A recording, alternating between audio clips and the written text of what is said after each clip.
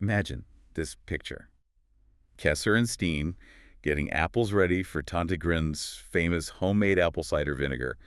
And this wasn't just grabbing some fruit. No, not at We're all. talking serious effort, hand-picking each apple, Yeah. carefully carrying them, 10 kilometers, Mm. trying so hard to avoid any bruises, Meticulous. and then right there on the spot, sorting out any apple with even a tiny mark or blemish.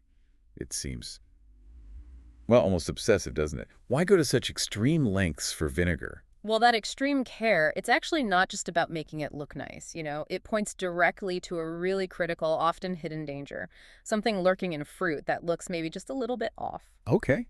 And that brings us to our deep dive today, patulin.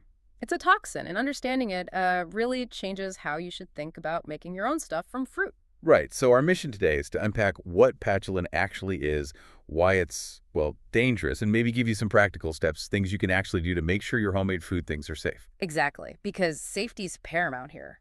Okay, so let's follow Kesser and Steen again. You mentioned the transport.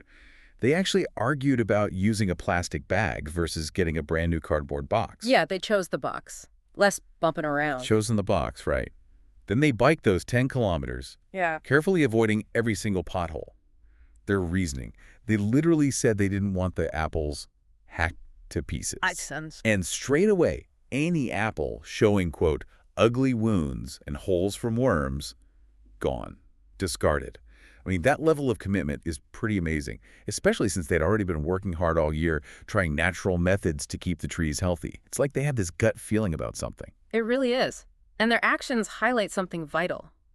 They specifically did not use any fruit that had fallen onto the ground. Zero fallen fruit, Oh, okay. which is, quite different from maybe a big cider farm where they might even let cows graze to clear up windfalls.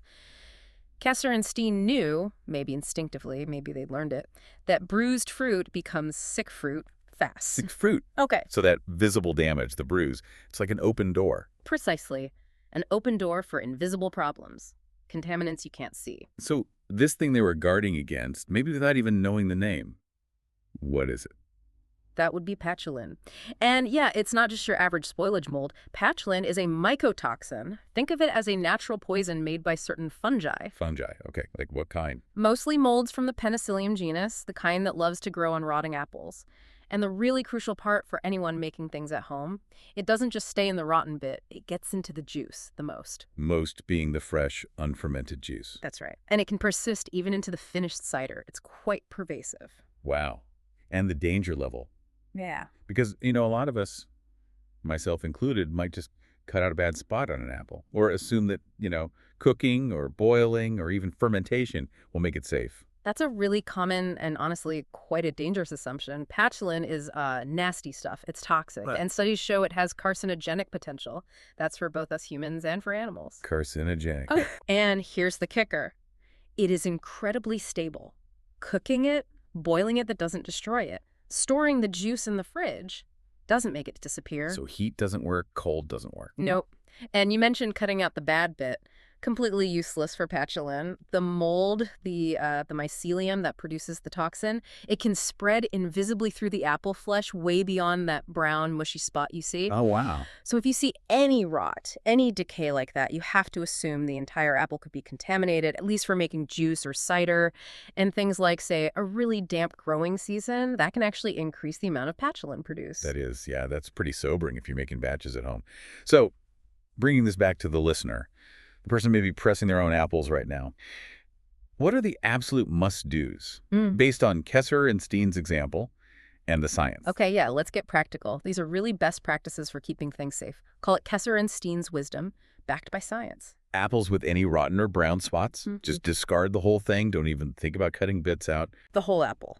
Got it. Second, keep a really close eye on bruises. If a bruise looks like it's starting to turn, starting to rot even slightly, be cautious. Probably best to discard it too. Don't risk it. Better safe than sorry. Absolutely.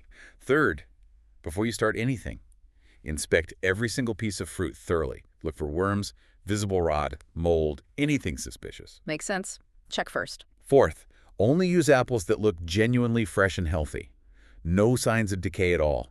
This is especially critical if you're making fresh juice the most, or cider. Fresh and healthy only. And finally, Maybe obvious, but still crucial. Make sure all your equipment, your press, your containers, knives, everything is really clean and actually suitable for food. You don't want to introduce contamination from the start. Right. Clean gear is fundamental. Yeah. So this whole deep dive, starting with Kesser and Steen being so incredibly picky, it really shows that fruit quality isn't just about looks or taste, is it? It's deeply about safety, about avoiding these hidden nasties. It really is. And that leaves us with a sort of bigger question to think about, doesn't it? Well, if apples, something so common, can have these potent invisible toxins like patulin hiding behind seemingly small flaws, what other hidden dangers might be lurking in the raw ingredients we use for other kinds of homemade ferments? Vegetables, other fruits, grains. Huh. Yeah, that's a really good point. It suggests we need maybe a broader awareness, a more, let's say, scientifically informed caution when we're sourcing and preparing ingredients for anything we make ourselves at home. Imagine this picture. Kesser and Steen getting apples ready for Tante Grin's famous homemade apple cider vinegar.